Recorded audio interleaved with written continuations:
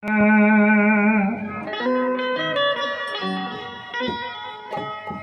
नया दुल्हन के शादी होता है, अपना ससुराल जातरी। ससुराल गईला के बाद में सास ननद अच्छा व्यवहार नहीं खेलो करत, अब उतार जातरी। पति प्रदेश में बड़े उनका से कह तरी, चिट्ठी लिख तरी, समझाव तरी कि देखी घर कैसन कैसन हाल होता है। इहो पूर्वीय में बा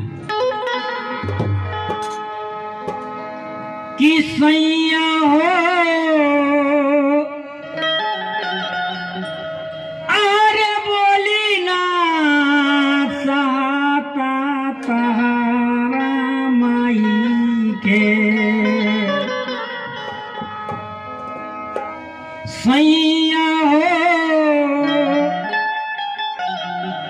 अरे बोली ना सहाता तहारा बुला दो हमारा भाई के।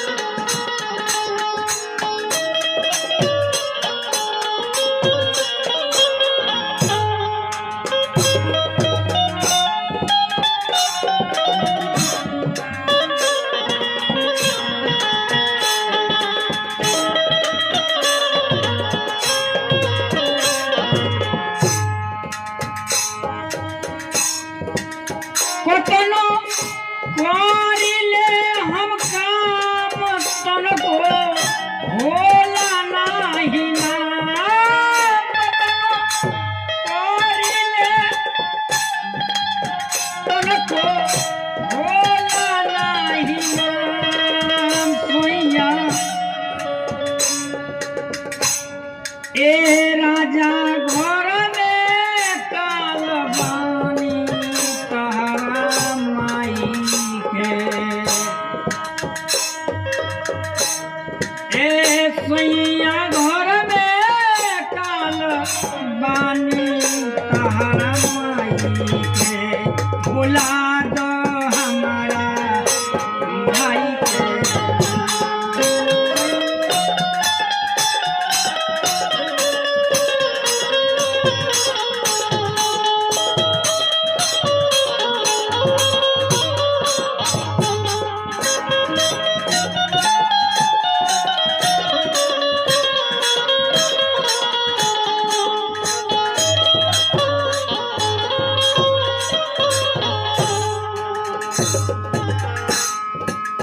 ननद झगड़ा लगावे देवर लाठी लेके धावे।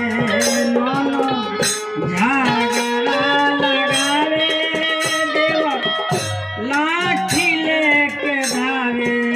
सैया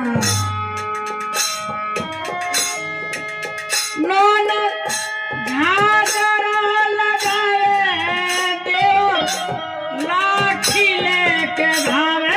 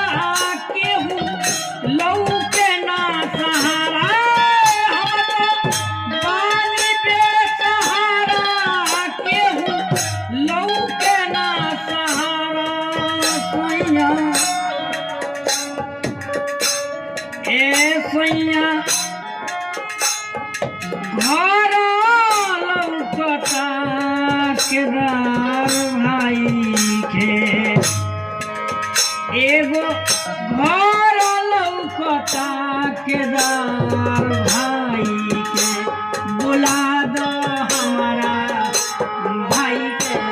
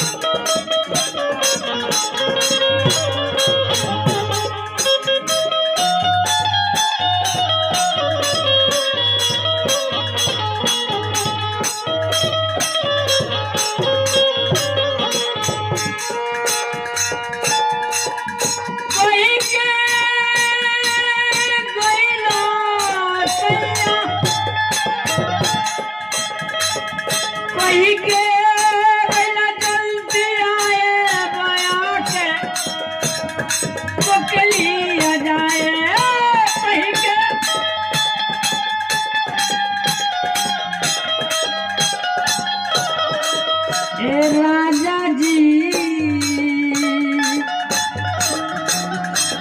आर जो हकानी तो रावाई के कह के गले जे हम जल्दी आए शहरों के लिए चले वही जा आज तकले रास्ता देखा नहीं आई हमारी लो अति कोई लेवलो कही के गले जल्दी आए बया के पकलिया जाए सोइया जो हकानी शहर आवाई के अरे बुला दो हमारा भाई के बोली ना कहा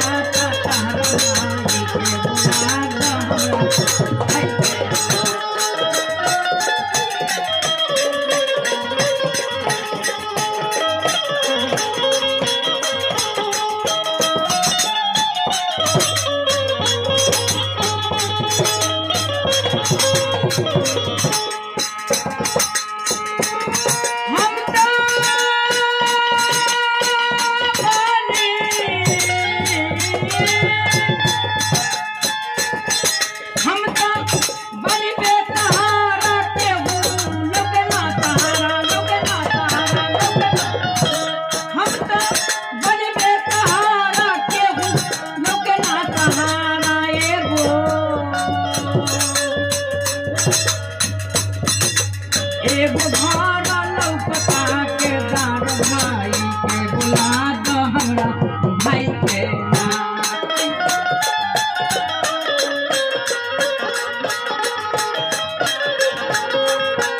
एगो भाड़ा लौकता के दार